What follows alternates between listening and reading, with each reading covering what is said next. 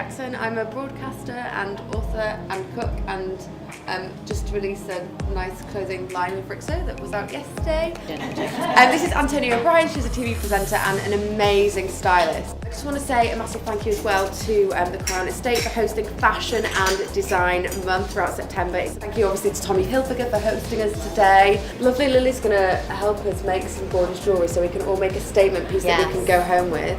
We're going to be talking about the key accessory trends for autumn-winter 2018.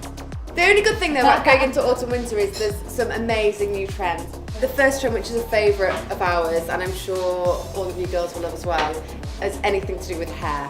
So hair clips, hair bands, hair scarves, hair bows. What I love about hair clips, it really is open to anyone and for all ages, and it can be as smart or as out there and as fashion as you want it to be. Off-White did scarves as part of a trainer, and it was around the ankle, which is kind of a bit out there, but I have seen this summer a real kind of trend towards ankle accessories.